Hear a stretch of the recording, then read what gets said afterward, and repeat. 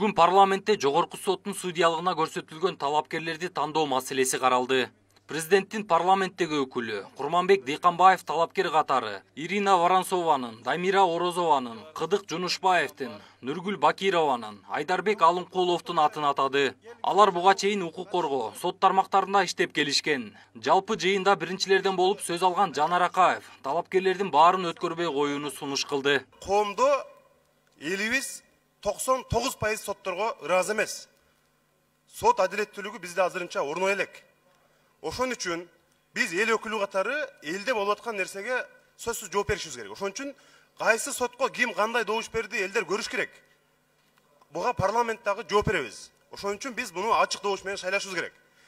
Экинчиден, мына коомчулукта аты аталып жүргөн Манас Арабаев деген соттор үчүн Кудайдан кийинки адам болуп калган адам иштен кетти. Соттордо дагы элдерде дагы эмекчине адилеттүүлүк болор деген үмүт пайда болду.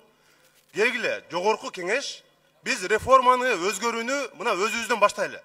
Мына бул жерге келген кандидаттардын көпчүлүгү Манас Арабаевдин кадрлары. Ошол баш ал десе баш алып, бөрк ал десе бөрк алып жүргөн адамдар. Келгиле биз жаңы адамдарды нөлдөн баштап шайлайлы. Бүгүнкү 5-10 тең биз жыгышыбыз керек. Ал эми Атамекен фракциясынан депутат Айсулуу Мамашева жогорку соттун судьялыгына көрсөтүлүп жаткан талапкерлерге президенттик аппараттын соттук реформа жана мыйзамдуулук бөлүмүнүн мурдагы башчысы Манас Арабаев кайрылганбы деген суроону кабыргасынан койду. Кому-нибудь из вас когда-нибудь обращался Манас Арабаев? И к кому? Можете ответить на этот вопрос?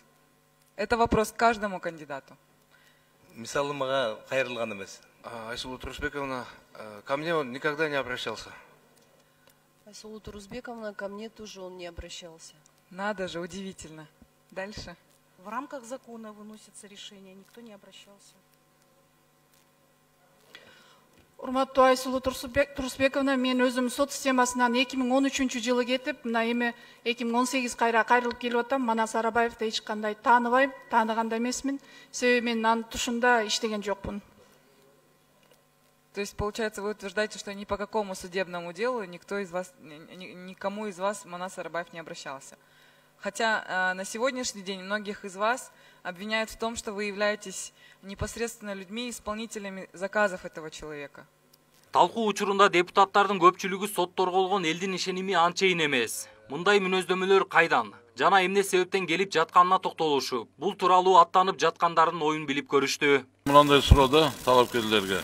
Эмне себептен бүгүнкү күндө көпчүлүк элибиздин сотторго ишеними жок? Мына кыска жооп берсеңиздер. Тынчтык Ибраимович, мен оюмча, эми соттун табияты ошондой экен, эки тарап келет экен сотко. Анан бирөөсүнүн пайдасына жетсең, экинчиси нааразы болуп кетет экен. Анан 100% экөө тең рахмат деп кетпейт экен да. Ошо табият ошондой экен, мыйзамдуу чечим кабыл алып жатабыз деп ойлойм. Ал тургай эл өкүлү Тынчтыкбек Шайназаров соттордун айбиринен күмөн санаганбы? Айтор Кудайдан коркосузбу деп капилеттен суроо салды. Кудайдан коркосуңарбы? Корком мен. Давайте оперативно. Да, нет. Кудайдан корком. Ар бир адам коркот, себеп. Кудайдан коркобуз, Тынчтык Ибраимович.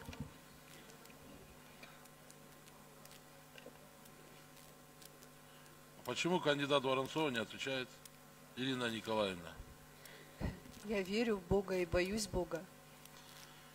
Мен аны айтканым, урматтуу талапкерлер, сиздер ошо иштерди карап атканда, ошо иштин артынан бир үй бүлөнүн тагдыры, анын ошол үй бүлөдө болгон ыйы, ошол үй бүлөнүн аброю коомчулукта, ошол үй бүлөнүн материалдык, моралдык чыгымдары, ошол жерде жаш балдары болсо, атасын же апасын камап атсаңар, туурабы туура эмес аны кийин келечек көрсөтөт.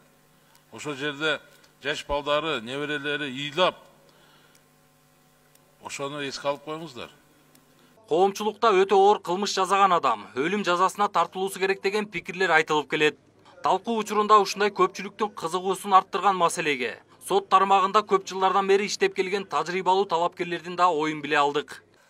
Уголовный кодексте мурун эң оор кылмыштарга атууга өкүм чыкчу эле. Бүгүнкү күндө бүт талапкерлердин баарын ушул мыйзамга кайра өзгөртүү киргизгенге кандай карайсыздар? Бакирдин Жамалович, эми өзгөчө өтө оор кылмыштарга жана педофилияга шектүү кылмышкерге өлүм жазасы болсо болмок. Биз эми Кыргыз Республикасы эл аралык келишимге милдеттенме алып жана гуманизация деген нерселерге кол койгонбуз. Ошондуктан өлүм жазасын киргизген шарт жокко деп ойлойм. Бирок болсо болмок. Мен да колдойм. Остальные. Урматтуу Бакирдин Жамалович, мен ойлойм, бул биздин азыр мораторий бар да өлүм жазасыначы. Анан дагы бир нерсе коркунуч бар да, бул өлүм жазасынын киргизилишинечи. Мен өзүм практикамда болгон, бирөө оказывается күнөөсү жок соттолуп кеткен экен, ушул убийство боюнчачы. Анан дагы жакшы атып салышпаптыр. 25 жылга соттолгон экен да, 7 жылына отургандан кийин анан накта жанагы өлтүргөн адам кылмышкер табылганда, ага кийин анан моралдык жана материалдык чыгымдары бүт төлөнүп берилген. Бирок эгерде ошол билинбей калса, ошол атылып кетсе эмне болмок эле?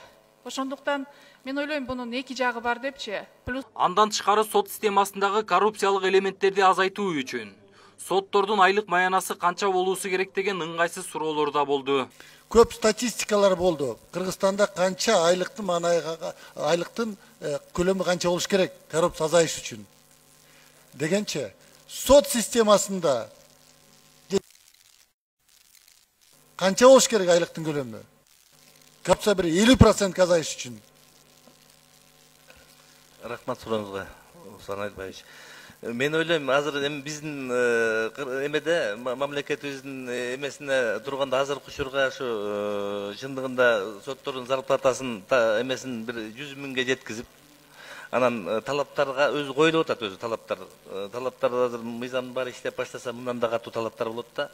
Анан ошондо ойлойт элем мен, баягы кичине туура келет эле депчи.